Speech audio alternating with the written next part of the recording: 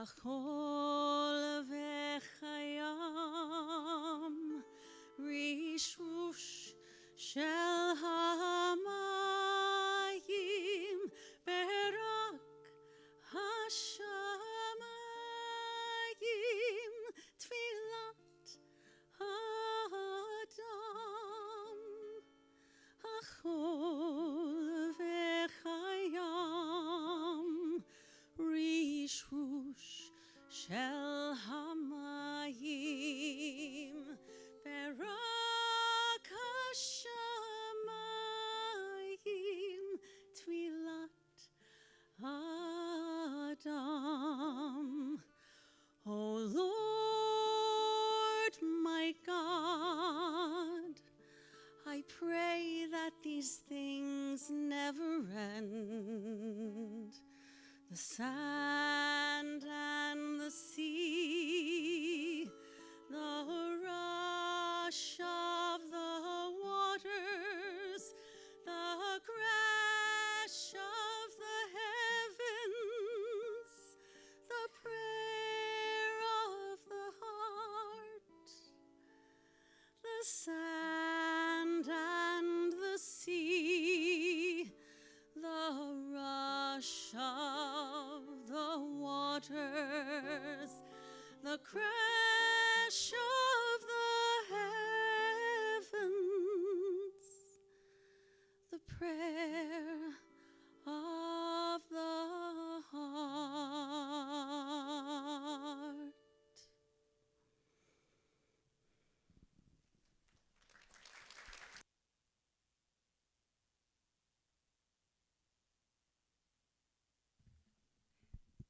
Good evening. I am Stacy Science. And I am Allie Rosenberg. We are the co-chairs of the Town of Newcastle Holocaust and Human Rights Committee, and we thank you, our community members and students, and our keynote speaker tonight, Faye Zippy Holland, for joining us tonight for our 6th annual Yom HaShoah Holocaust Remembrance Day ceremony.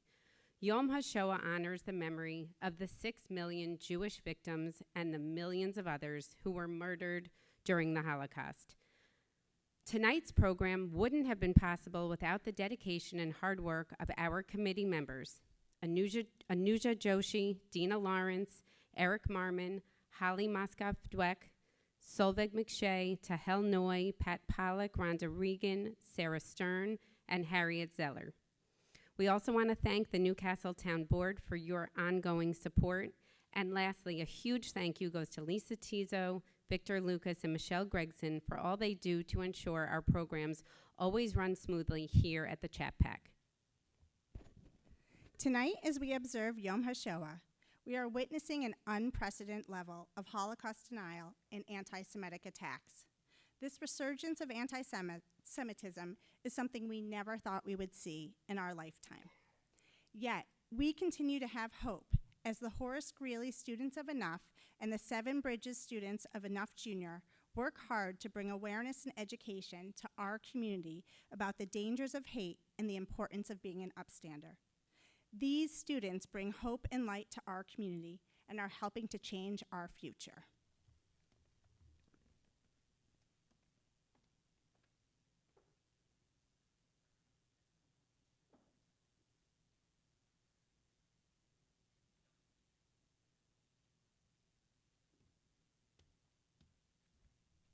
Before we begin, we would like to recognize Michael Winberg, who is here on behalf of Senator Harcum. My name is Lily Hupschman, and I am a member of Enough. It's now my honor to introduce Eva Weiner, who will give remarks on behalf of Governor Hochul.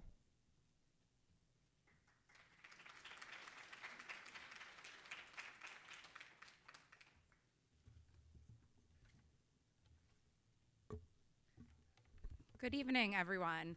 My name is Eva Weiner, and I'm here on behalf of Governor Kathy Hochul, proud to serve as her Deputy Director of Jewish Affairs to commemorate Yom HaShoah with all of you this evening.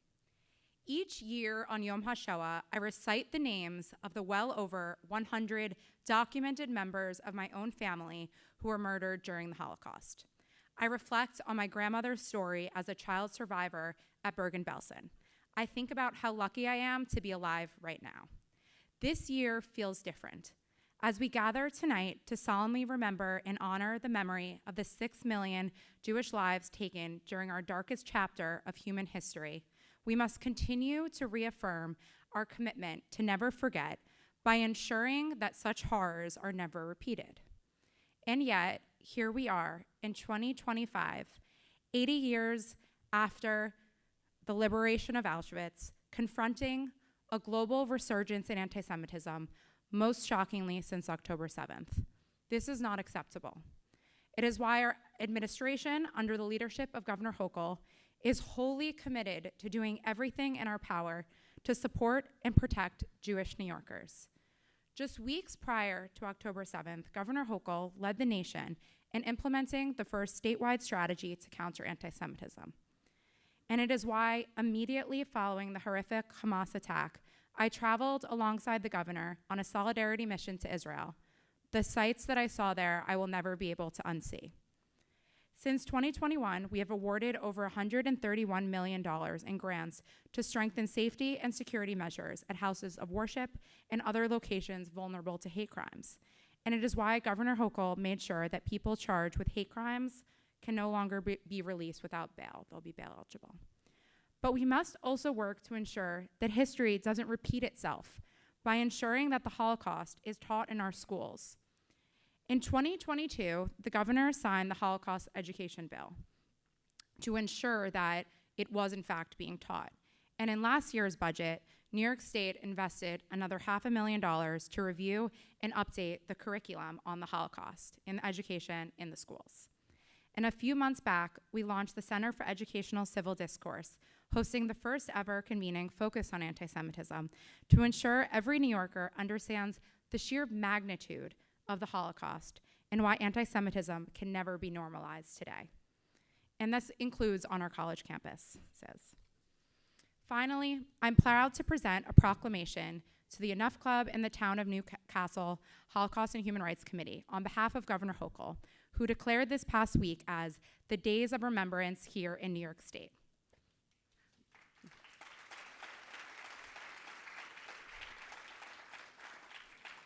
Just to read a few short excerpts, I won't read the whole thing, but I will leave this with the organizers later, one for the 3 different committees. I have one for each of you, where it proclaims, whereas New York State joins to honor the victims and survivors of the Holocaust, whereas we must never allow the lessons of the Holocaust be lost to history, and with the horrific October 7th attacks and atrocities committed on Israeli soil, we again have witnessed malicious enemies of the Jewish people carry out unthinkable acts of violence and crimes against humanity, intent on destroying Jewish lives. In light of these hateful killings in their homeland, in subsequent forms of aggression and anti-Semitism, we reaffirm our solidarity and support for the worldwide Jewish community. And whereas New Yorkers share the hopes for an enduring peace, and we are committed to building bridges of understanding within our diverse society, with utter rejection of all forms of hatred, prejudice, and discrimination, we are committed to ensuring the world never tolerates crimes against humanity and acts of violence perpetrated upon the Jewish community, and that we always remember the struggles and triumphs of our Jewish ancestors who were lost and those who survived the Holocaust. I am proud to serve New York State, home to the largest Jewish community outside of Israel, and as the granddaughter and great-granddaughter of Holocaust survivors, this is a responsibility I do not take lightly. May we continue the legacy of courage, of standing up to evil, and to making sure the words never again truly mean something. Thank you for having me.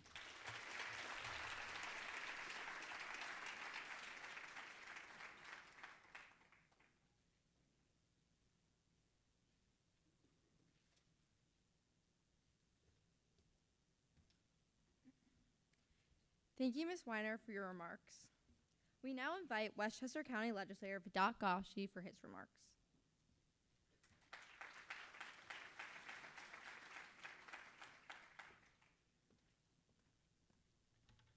Good evening. We'll try that again. Good evening. I want to start by thanking Stacy Sines, Ali Rosenberg, the Newcastle Holocaust and Human Rights Committee, and the students of Enough for organizing this moving and important ceremony. We got bright lights in my face now, but while I was sitting there, I could tell you that this crowd is increasing every year and really is a testament to the work that you all are doing, and it's really a privilege to be here and to witness it. On this Yom HaShoah, we gather to remember and honor the 6 million Jews, Jewish lives lost in the Holocaust, and recognize all those who suffered under Nazi persecution. I'm deeply humbled to be here in the presence of Faye Zippy Holland, a survivor of a Siberian labor camp whose courage and testimony bear witness to an unimaginable horror and remarkable resistance. Faye's lifelong mission to educate others about the dangers of anti-Semitism remind us all of the responsibility to bear witness and to remember. As we mark Holocaust Remembrance Day, we honor not only those who perished, but also mourn the generations that were never born, the cultural legacies that were destroyed, and the communities that were wholly erased.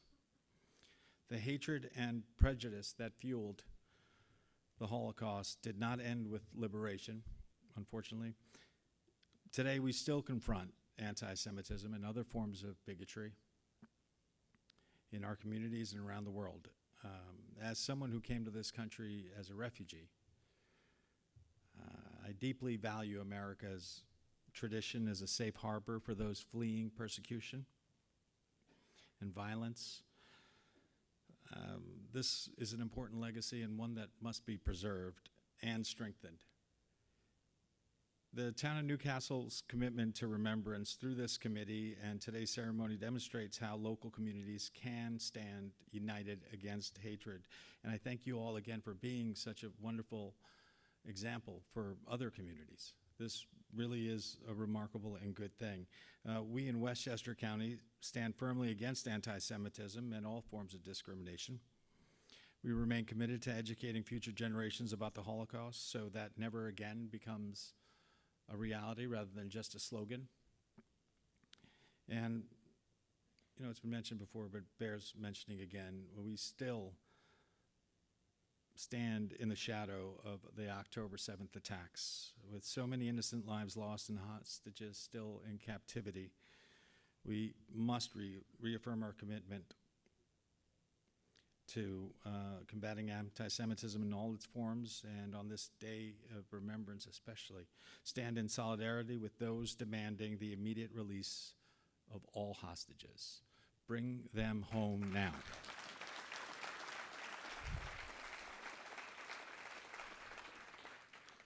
May the memory of all those lives lost in the Holocaust be a blessing and a call to action for each of us to build a more just, compassionate world. Thank you.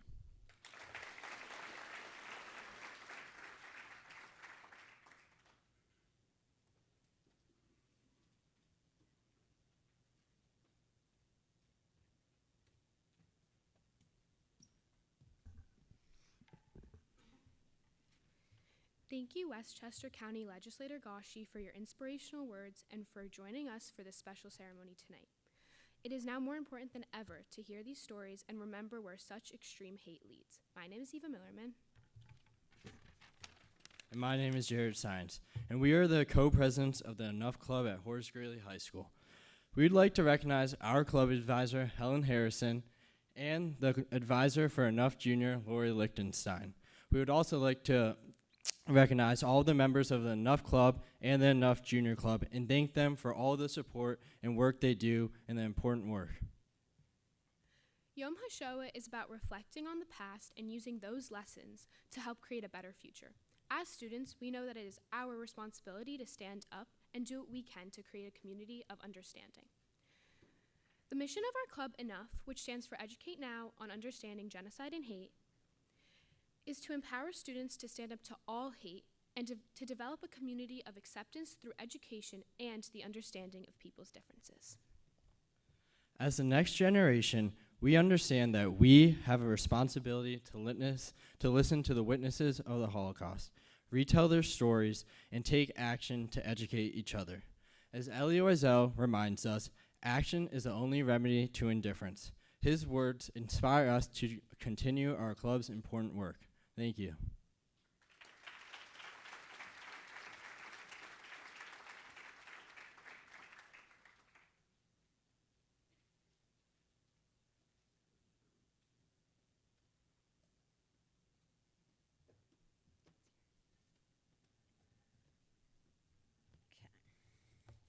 Hello, my name is Solveig McShay. I've been a resident of Newcastle since 2009, and I'm a proud member of the Newcastle Holocaust and Human Rights Committee. And my name is Sarah Stern. I'm a resident of Newcastle and a proud member of the Holocaust and Human Rights Committee. The mission of our committee is to raise the level of awareness and promote education with the hope of creating a community of upstanders who will be each other's allies. These students are not just the future. They are the architects of a better tomorrow. Raising children to be accepting is not just about teaching them to accept differences, but empowering them to be the change they wish to see in the world.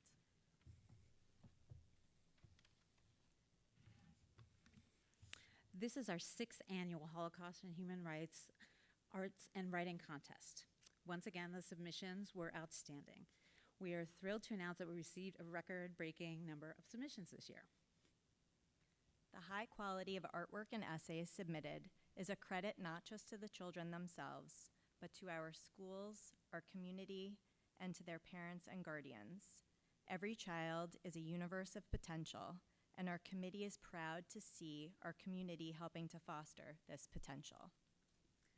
We received artwork, poetry, and essays that conveyed students' emotional understanding of what survivors experienced during the Holocaust, how those experiences are relevant to today, and what it means to be an upstander. The judging was based on creativity, style, originality, and thoughtfulness. While it sounds cliche, this was an extremely tough choice to determine the winners, as everything submitted reflected a high level of compassion, respect, and intelligence. This year, the committee was especially impressed by the thoughtfulness of the responses. Overall, they conveyed a sense of being deeply impacted by the testimonies of survivors, especially those they heard firsthand. Please visit the Town of Newcastle webpage on mynewcastle.org to see the winning entries. We will now announce the contest winners, starting with the high school essay category. And as you hear your name, if you could come stand up here, we have a little something for you. And my apologies in advance if I do not pronounce anyone's name correctly. All right. So the winners of the high school essay contest are honorable mention, Jeremy Miles.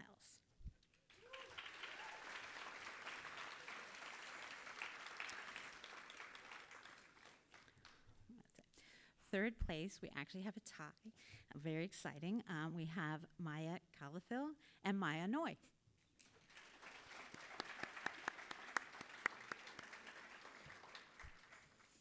And in second place, 10th grader Lily Harburger.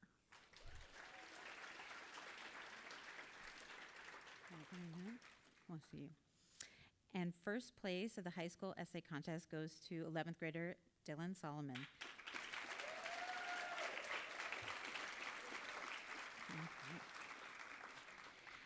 Dylan's essay, titled From Reader to Witness, is a response to this question. As Rabbi Jonathan Sachs points out, history is information. Memory, by contrast, is part of identity. Memory is the past as present, as it lives on in me. It's a responsibility we all share. Reflect on Elie Wiesel's memories of his Holocaust experience in night. Consider your own experience of all night in a day and the importance of learning firsthand accounts of Holocaust survivors. What valuable lessons have you gained? What telling details resonated with you? How can reading memoirs such as Night help make the phrase never again a reality?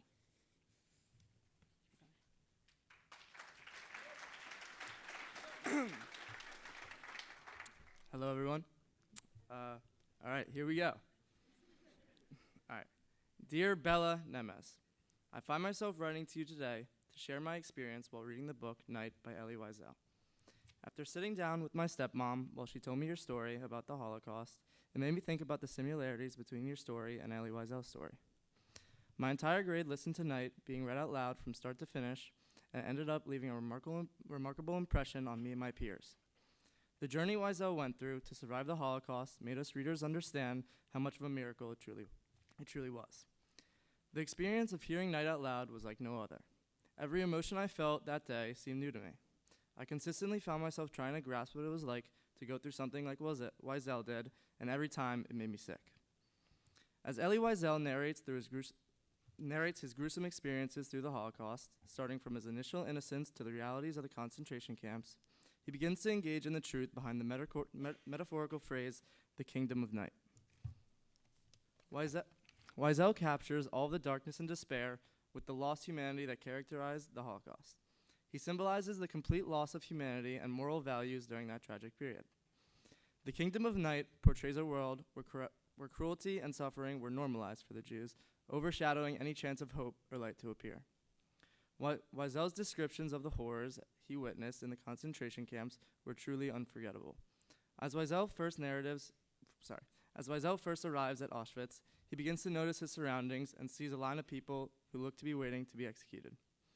He and his father were both quickly placed into that line. Throughout Wiesel's journey in the Holocaust, he comes across the hanging of a young boy in the camp. This gave Wiesel a sense of dehumanization that was found inside these concentration camps. Wiesel's language, which he chose to explain in his which he uses to explain his trauma, helps capture the physical and mental suffering for those that in the Holocaust went through. After the death of Wiesel's father, he says, "No prayers were said over his tomb, no candle lit in his memory. His last word had been my name. He had called out to me, and I had not answered. I did not weep, and it pained me that I could not weep, but I was out of tears." Wiesel's main purpose, which was to try and outlive the Holocaust, was due to his father, and now that his father is gone, he feels like he has no purpose in trying to survive. I remained in Buchenwald until April 11th. I shall not describe my life during that period. It no longer mattered. Since my father's death, nothing mattered to me anymore. Without Wiesel's father around, he felt as if he was unworthy. He spent the rest of his days in Auschwitz in total idleness. He no longer thought about his mother or father because it would only bring him sadness. Now, as I begin to research your story and grasp a better understanding of what you went through, I continued to find similarities that mirrored your life and Elie Wiesel's. Allie explained to me step by step the terrors and struggles you had to go through, and I couldn't help but think of how similar your story was to Wiesel's. Your story, beginning at Transylvania at the age of 15, when you were taken away from your family and put in concentration camps, is parallel to Wiesel's experiences of being separated from his loved ones at the camps. As I immersed myself in learning about your journey and gaining a better understanding of the challenges you faced, I realized that I had become a witness to not just one, but two incredibly powerful stories that have affected me in a way I did not know was possible. Hearing the challenges you faced and reading Wiesel's account of surviving the Holocaust, the Holocaust has made me rethink my understanding of resilience and human capability. I think to myself how hard things must have been for you during your time at Auschwitz, while also thinking to myself how nothing could ever be comparable to what you went through. My exploration of Elie Wiesel's night and Bella Nema's experiences have led to a clear shift in my understanding of human resilience and the realities of the Holocaust. Wiesel's capability of storytelling takes readers on a journey from innocence to the depths of despair within the concentration camps. Along your story, you provided me with another layer of complexity, showing me the true strength and perseverance that was required to navigate through such horrors. Both of these stories have served as key reminders of the importance of bearing witness to history's deepest and darkest moments, while also honoring those who went through these intolerable experiences. As time continues to pass, we are left with fewer and fewer Holocaust survivors, which makes each conversation and story incredibly valuable. Our generation has a crucial role to play in listening to survivors, understanding their experiences, and passing down their stories. As we bear witness to history, we must promise to keep the stories of survivors alive, ensuring that their voices are never forgotten and their legacy remains for generations to come. Thank you.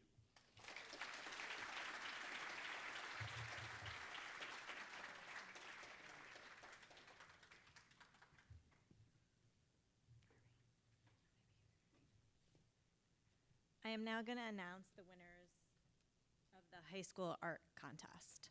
Honorable mention, 10th grader Olivia Regan.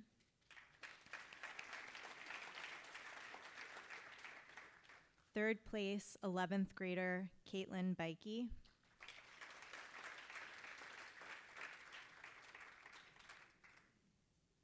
Second place, 10th grader Daphne Schvill.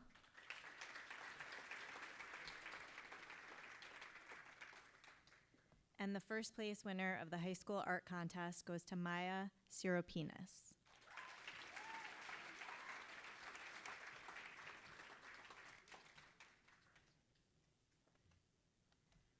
We now invite Maya to show her artwork and read her artist's statement.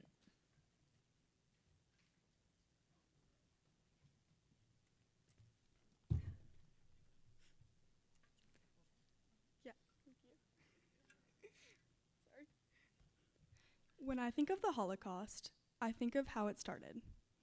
That it was so little, so fast.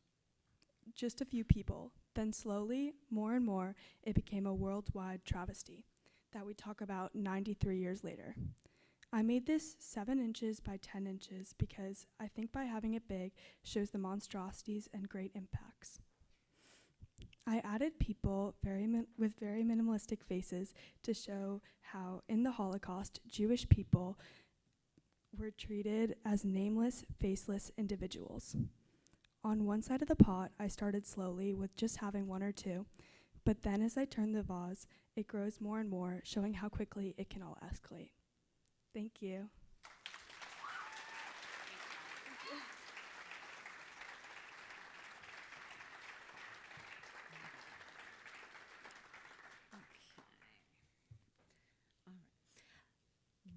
Let's see. All right. The winners of the middle school essay contest are honorable mention, Seven Bridges 7th grader Mariana Gashu.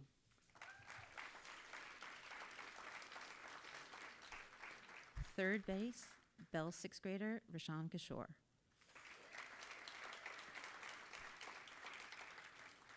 Second place, Seven Bridges 7th grader Nolan Kim.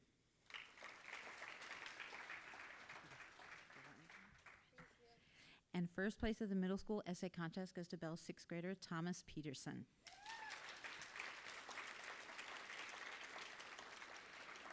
So there it is.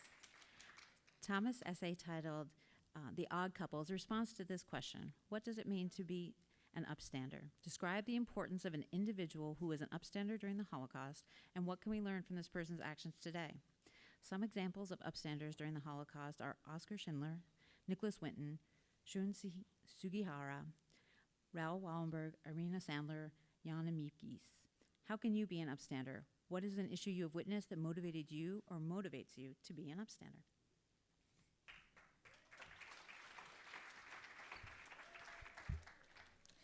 Kurt Schutz was an upstander in the Holocaust. He was also a Nazi.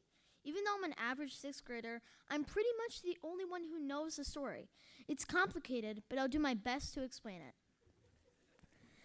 My great-grandfather, Martin Schmetterling, was a doctor training in Vienna when the Germans invaded. They figured out he was Jewish and took him to an armory. How do I know this? As I was going through my grandmother's filing cabinet, I found a copy of Family History written by Martin. In it, he talks about some of the horrible things that happened at the armory. We had to stand to attention every time the SS men came into the room. One of them would look around, then point to one of us to follow them.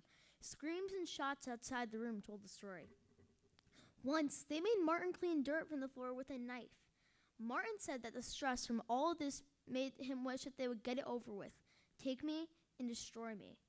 One of the SS men at the armory was Kurt Schutz. Martin and Kurt had been friends at medical school. Even though Martin was Jewish and Kurt wore a swastika behind his collar, Martin says that he thinks they got along because they were both going to have trouble finding jobs after school. Martin because he was Jewish, and Kurt because he was not allowed to be a Nazi at this time in Austria. After about a week in the armory, Martin's name was called. He thought this was going to be his final hour alive. The SS took him to a small room. What Martin didn't know was that Kurt was trying to be helpful to an old pal. After a while, they brought Kurt into the room. Martin can describe what happened next even better than I could. When Schutz entered, he was yelled at by my inquisitor. He was asked heatedly what the bribe was to vouch for a Jew. Schutz acted in rage, yelled back, and called the SS officer a fat German pig. The German pulled his revolver, threatening to kill us both. Other SS men stormed in to restrain him. Right after that, Martin was released through a side door of the armory. I think about all the things that wouldn't have happened without Kurt. One example is I wouldn't be alive. Also, Martin wouldn't have moved to Rome, New York, where he worked as a doctor and helped many poor people. Martin looked for Kurt after the war to thank him. It took him 2 years until he learned that Kurt had died during the war on the Russian front. If Martin had written Kurt's story at all of this would be forgotten. But sometimes I can't help but remember that Kurt was a Nazi. It's hard to comprehend a person of such goodness in them, but also such evil. Like I said before, it's complicated. Thank you.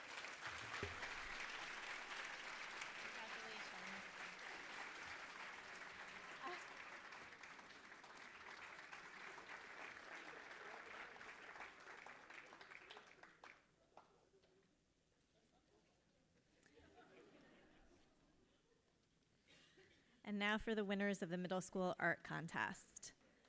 For honorable mention, we have 3 Seven Bridges 5th graders, Jason Anabi, Sammy Mann, and Alina Zhang.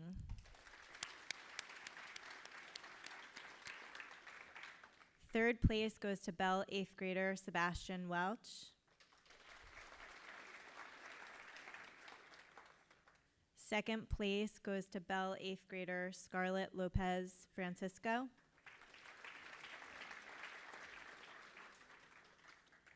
And the first place winner of the middle school art contest goes to Bell 8th grader Lee Mai Tran.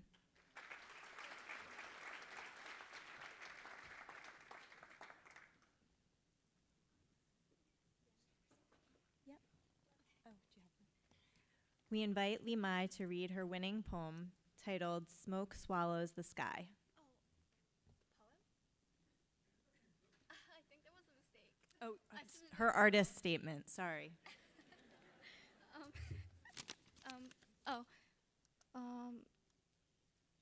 That is not my poem. I did not write a poem.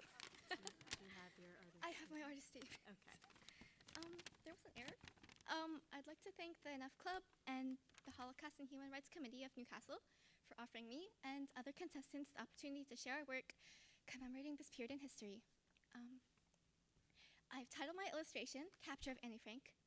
Her hiding area is tinted in dull colors to represent the inhumane and unacceptable practices of the Holocaust and the lengths that some had to go to survive. The foreboding shadows of Nazi soldiers are visible as well. And I've pictured Annie Frank clutching her diary, which is one of the most acclaimed accounts of World War II and the Holocaust. She is bathed in monochromatic light to represent her heart-achingly unfortunate fate. However, her diary remains and is the only symbol colored vibrantly to symbolize the light that Annie Frank's account has shed on this time in history and how we can continue to remember the lives lost in the Holocaust through the stories of survivors. Thank you. Thank you. Sorry about that. Should I show my book? We invite everyone to go to our to the Newcastle Holocaust and Human Rights webpage where the artwork will be displayed.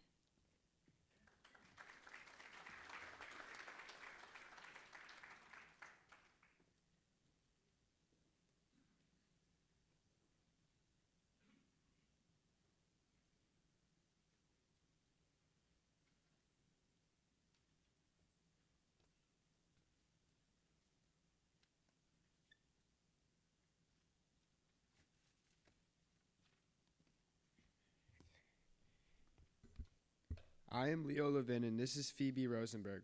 We are members of the Enough Club at Horace Greeley and the Enough Junior Club at Seven Bridges. Faye Holland, known as Zippy, is a mother, grandmother, philanthropist, public speaker, and Holocaust survivor who has dedicated her life to combating anti-Semitism. Faye was recently featured in the powerful Live to Tell project, which celebrated Holocaust survivors by displaying their portraits on iconic landmarks across New York City. In addition to her speaking engagements, she is the producer of the film Colleyville, which portrays the harrowing 2022 hostage crisis involving a rabbi and 3 congregants in Texas. Miss Holland has written her memoirs in the book My Treasure Chest from Siberia to Miami, with many stops along the way. Now, it is our honor to introduce tonight's keynote speaker, Holocaust survivor Faye Zippy Holland.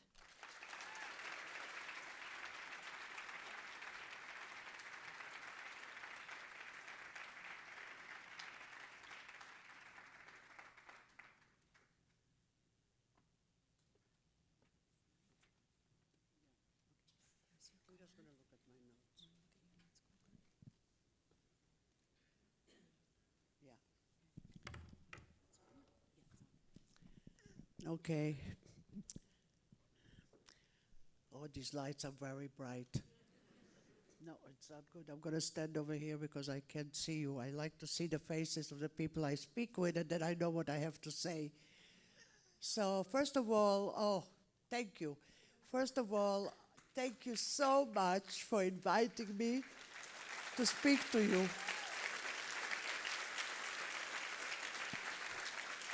There's no time for this, please. And I want to thank, besides the committee and all of you for coming, I want to thank my children, Sharon and my grandchildren, Evan, Zachary, and Nikki, Adina and Jeff, Justin and Tyler, my grandchildren. They are the reason I get up every morning now, because I didn't want to get up anymore. It's not the world that I want to see again. I was born in 1940 in Siberia, in the gulags, in a work camp. My parents were from Poland in Lodz. They were married in 1938. The war started already to come. Germany was coming already to Poland. And my father was taken to the Polish army. My father was very wealthy. He was a textile factory. We had a lodge with a big house and a lot of tenants. My mother came from a very religious family. My grandfather spoke 5 languages and worked for the government, for City Hall, translating papers for people for 5 languages. You're talking in the 1920s, which was really rare for a Jew. My grandmother had a bakery, and in 1939, a year after my parents got married, the Germans came, and my father was drafted to the Polish army, and he got wounded. And my mother heard about it, because at that time there was still a way of getting, there was still, communications. And she heard about it, and she said she has to go find my father because he was wounded. My grandparents didn't want her to go by herself, so they sent my small aunt, my little aunt Paula, with her. And they finally arrived where my father was located, which was on the border of Russia. Now the war broke out, and there was no way to go back. They had to either go back to Poland somehow or go into Russia. And they were sent to Siberia, the gulags. That's where all the prisoners and all the murderers and everybody else was sent to. And so was my mother, my father, and my aunt. 1940, July, I'm going to be 85 this July. I don't know how, but it's a long, long time from Siberia. So I was born on July 27, 1940 in Siberia, which was called, as the house is called a Zemlanka, which is a half built underground and a half above ground, because in the winter it's warm, in the summer it's cool. And of course there was no food. There was no milk. I don't drink milk till today because I never had the taste of it when I was a baby. And I didn't walk until I was 2 years old because there was nothing to eat. My mother worked in a factory, and she would steal pieces of cloth, and she would make blouses or kerchiefs or something, and then they would give her at that time there were little pieces of sugar. So she would put it in a piece of cloth, and I would suck on it, and that's why my teeth are very bad. And because they were afraid I was so weak, so I never laid on my side because I might choke, or on my stomach because I might choke, so they put me on my back, and I have a flat head. That's why my hair is short, and it always goes like that, so you don't see my flat head. A little humor, because otherwise I want to cry all the time. And I have no more tears. I am all dried up because I never thought that I have 5 grandchildren. My youngest one, Tyler, is here. I have Evan, who is 34. I have twins, Nikki and Zach, who are 28, I think, right? My daughter is here. And I have Justin, who is not here, who got engaged So my first grandson got engaged. And Tyler, my baby, was sitting right there. My baby went to Duke University, which is another thing. So that's another thing. So I realized we are the people of the book. You know why they hate us so much? Because we are knowledgeable. We always believe in education. We don't follow other people. We make the laws. We are Jews. We were born Jews. We're going to die Jews. And we are proud of being Jews. When somebody says, thank you, when somebody says about stepping in somebody else's shoes, and I'm saying, I was in those shoes. I was in the Inquisition. I was in the programs. I was in the Holocaust. I was in, what was last year? 2 years ago? October 7th. I'm done. What are you doing? What is going on? You are destroying the world. We are on the way to World War III. I don't want to see that. I want my young people to fight. Don't be a stand-byer. Because when you stand by, it's like, I remember there was a Spanish professor that said, I read a lot because I came here, like I said, English is my sixth language. So I came here, my English was very bad. I said, I have to learn. And I read and I read and I read, and I read somewhere, there was a Spanish professor or somebody, and he said like that, first they came and they took the gypsies. And I stood by. Then they came and they took, and I was standing by, and I was standing. Then they came and they took me, and there was nobody left to stand by me. And this is what I'm saying now. Stand up. Stand up. Say, I'm a Jew. I'm a proud Jew. I was a born Jew. I'll be a Jew. Israel must survive. Because this is what they're talking about the Holocaust. They're saying one thing that came out good from the Holocaust is that we have the state of Israel. What? If we had the state of Israel, there wouldn't be a Holocaust. Come on, don't you understand that? I mean, we are living in a country that has it all. We are comfortable. We have everything we need. And we are sitting back and relaxing. What are we waiting for? Pearl Harbor? It's here. We got to send our young people a message. You change the world. It's too late for me. I'm too old. I can't do it anymore. I have no tears to cry, and I have no strength. I ask you, the young generation, stand up, change the world, or we're not going to have a world to see anymore. It's going to be World War III, and everybody's going to go poof. You're talking about anti-Semitism. I don't know if you know, but Semites are the Arabs also. They are our cousins. So anti-what are you? Anti-love? Anti-freedom? Anti-human rights? Imagine you are home, your neighbors, people in the supermarket, people in the hospitals, are Arabs. It's okay. I mean, they're good and bad in every religion and in every community. And one day, the same people that you work with or you buy things from or you are in the hospital with knock on your door, and what do? They mutilize you, they burn you, they kill you, they take everything that you have, and it's okay? Would you stand for it? No. So please, I have a small message, a very small message. Stand up against this complete, awful, I don't even know what to call it anymore. I'm looking at animals. An animal doesn't attack you unless you attack them or they're hungry. What do they want from us? What is it that we did that we deserve such inhumanity, such butchery, such complete, not animalistic, because I'm saying animals are better than us. What? Because we are Jewish? Because we created ways. We are good in philosophy. We have all the best education in the world. In Israel, we have the best schools, the best technology. Who created ways? The Israelis. How would you find your way now without ways?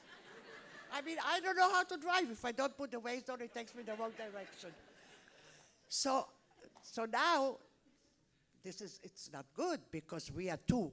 We are two what? We are the ones that are supporting the world. We are sending our kids to the best colleges.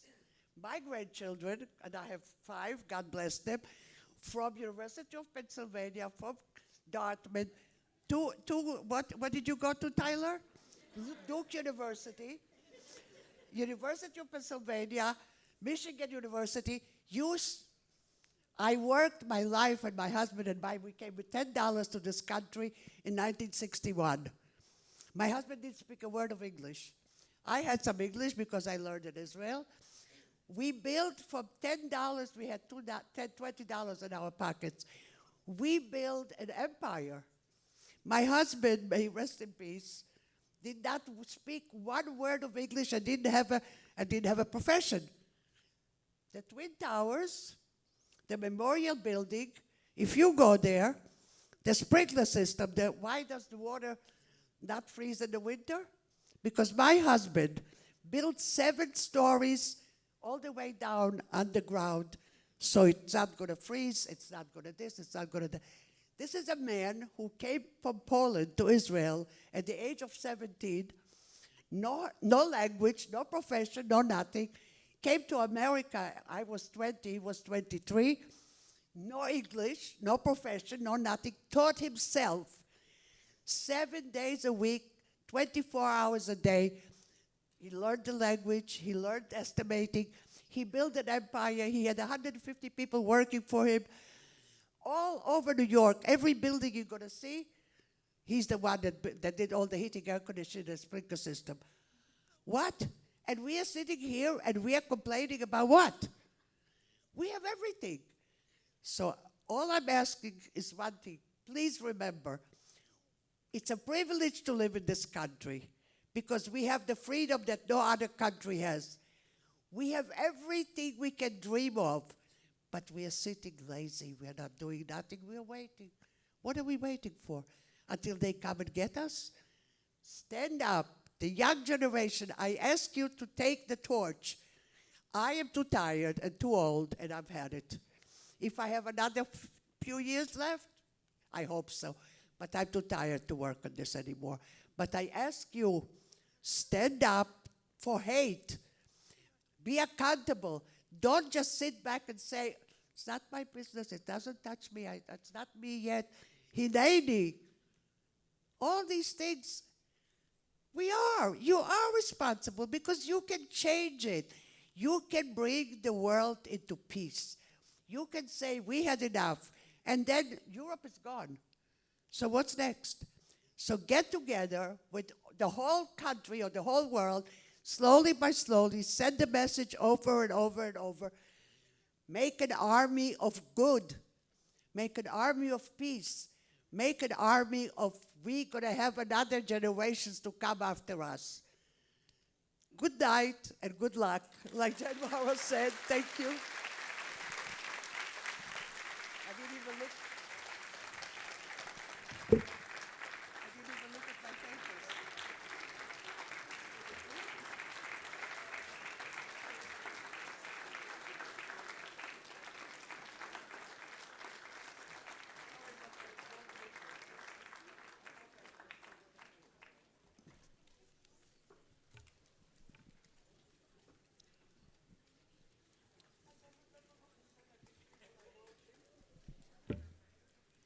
Mrs. Holland, thank you for sharing your incredible story with us this evening. We are now witnesses of your story and will never forget.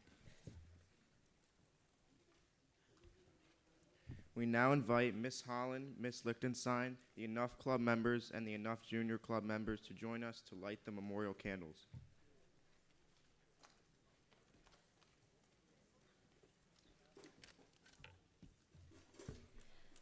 Tonight we will light 7 candles. We light 6 candles in memory of Miss Holland's family and the 6 million Jews who were persecuted and murdered simply because of who they were and what they believed.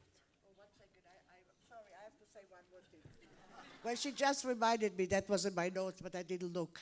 When they say 6 million, it's a mistake. We could have been now 60 million. Remember that, because we lost 6 million, but they would have been here today. everybody would have 2, 3, or 4, 5 children, we would be 60 million.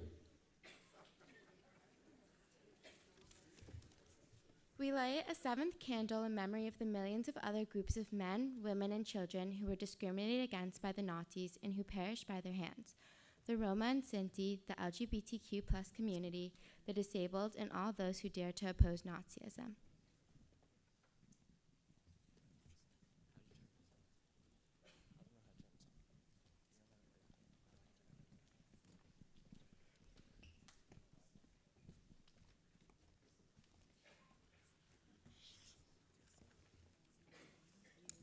Let me bring you to the candles. All right. You want to go to the candles?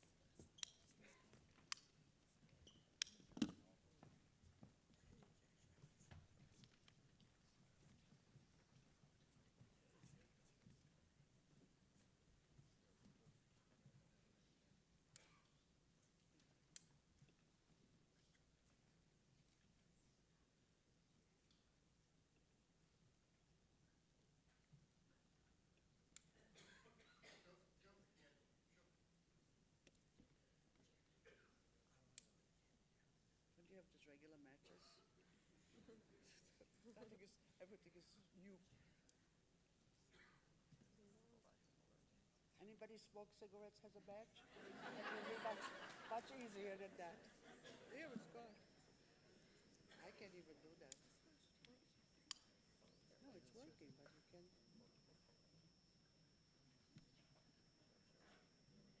Well, I don't. I want one. You want one? Yeah, of course.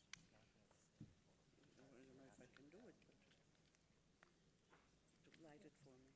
Push this up and push this down at the same time. I see. Well, still, no, wait, maybe like that. No, it's hard. Just open, do it for me and I'll see, it doesn't work. It's gone. So it wasn't me. Okay.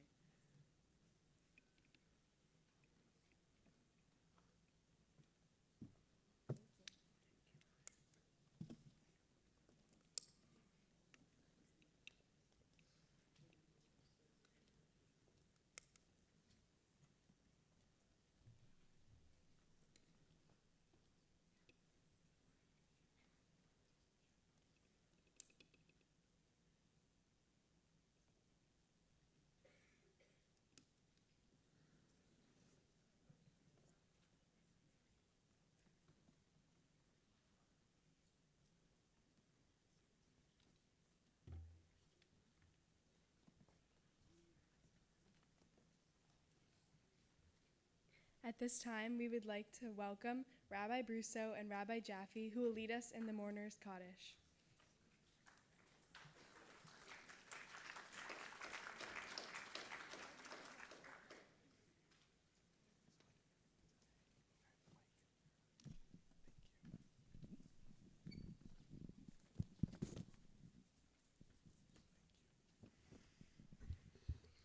We're going to read for the special Kaddish for Yom HaShoah. So before all following along, realize between the two of us, we'll both be including the liturgy and the names of the various camps. I'd like to ask you if you're able to please rise at this time.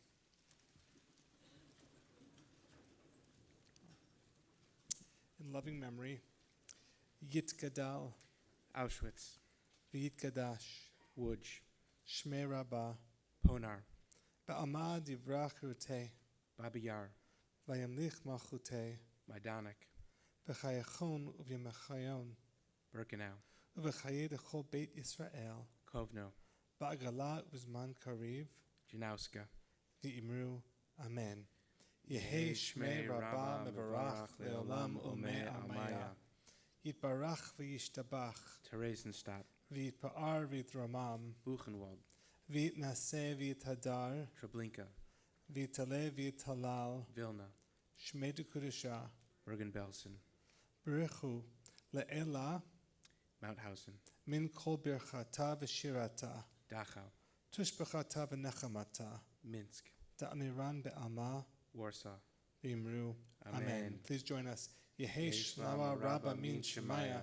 V'chayim Aleinu Ve'al Kol Yisrael. V'imru. Amen. Oseh Shalom B'mramav, Hu Yaseh Shalom, Aleinu v'al kol Yisrael v'imru. Amen. Amen.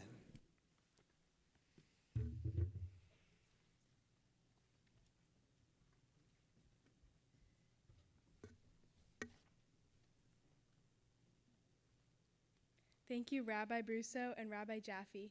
We now invite Cantor Ezring to sing Ani Memin.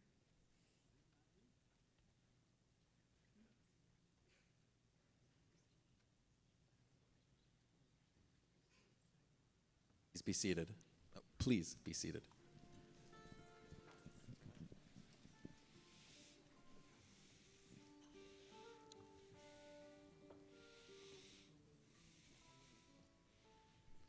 Ani ma'amin, ani ma'amin, ani ma'amin,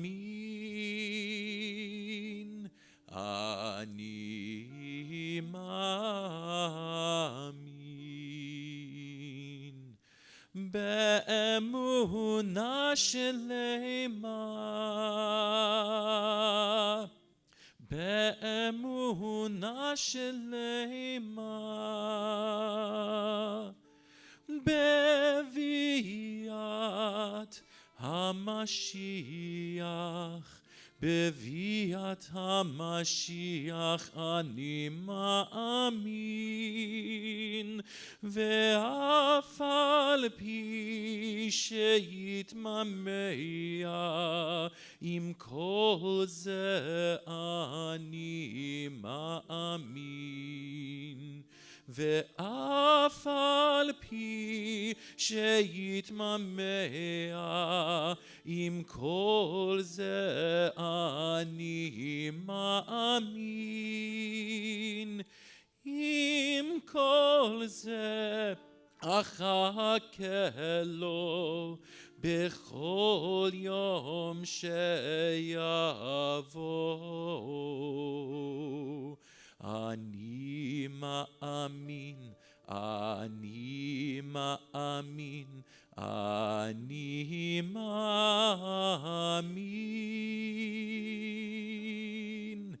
אני מאמין.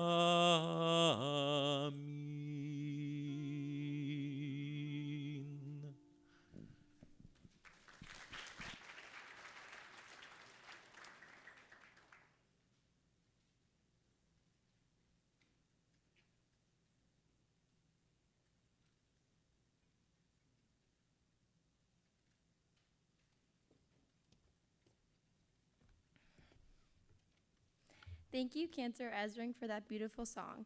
Before we conclude tonight's program, we want to share that the Enough Club will be bringing our annual speaker against hate to Greeley students this Thursday morning during the club period. This year's speaker is Maziar Bahari, an Iranian-Canadian journalist and the first Muslim filmmaker to make a movie about the Holocaust. Mr. Bahari, who was imprisoned in solitary confinement for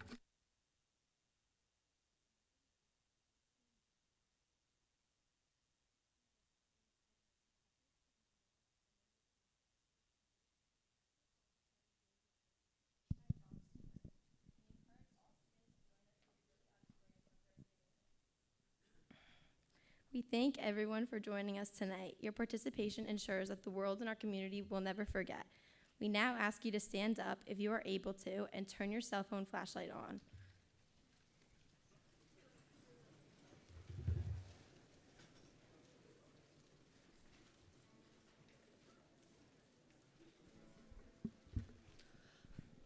Lift your cell phone flashlight high in the air. The light represents our survivors and the next generation that is helping to create a better future.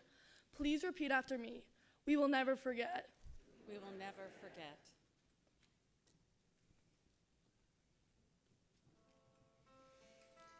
May the one who grants peace in the high heavens grant peace to us and to Israel, and together we say, Amen.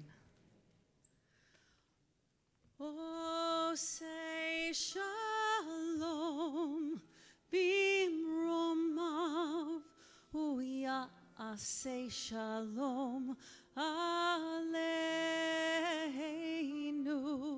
ve'al kol Yisrael ve'imeru Amen, Amen.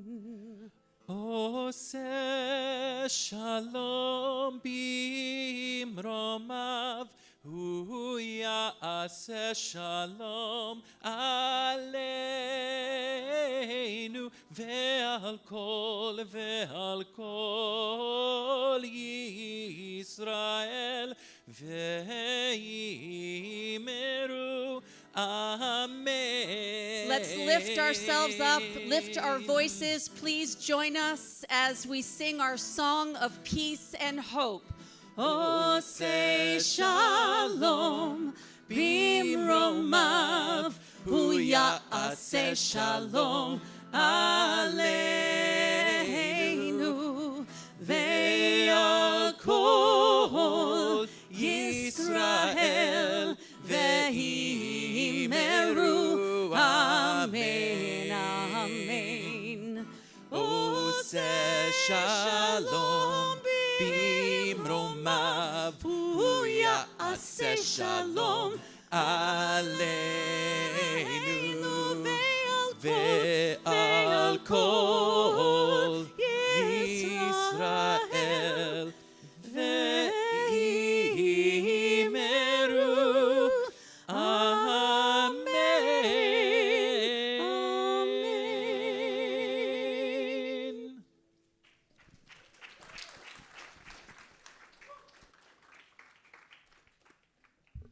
Now, I invite Newcastle Town Supervisor Victoria Tipp to share some concluding remarks. We thank you for joining us tonight to remember.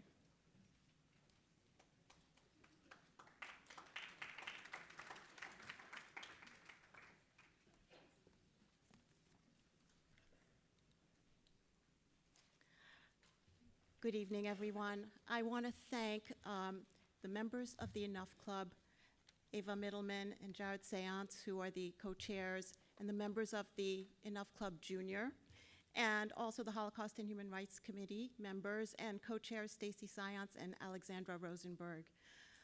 Without you, programs like this would not be possible. Your efforts have been consistent, thoughtful, and impactful. Thank you especially to Faye Holland. Your story is very, very important to remember. And your childhood experiences must have been so jarring and I know, of course, have affected your entire life. And as Holocaust survivors come up in time, the stories that we hear are stories of children. And the fact that you're witnessing what you're seeing today makes it absolutely more poignant. And I just want to say that you remind us that hope is not passive. Your call to action today has been so poignant and so moving, really. And your call to young people to stand up shows us what hope is, what resilience is, and what it means to carry on in our lives and to fight hate wherever we see it. So I thank you so much for that and for your heartfelt testament to us today. And thank you to the audience. I'm so proud of our town, and I'm proud to be a supervisor where so many people care about showing up for one another. So I thank the entire audience here today and to all those who are listening at home for being part of this. Have a good night, everybody. Thank you.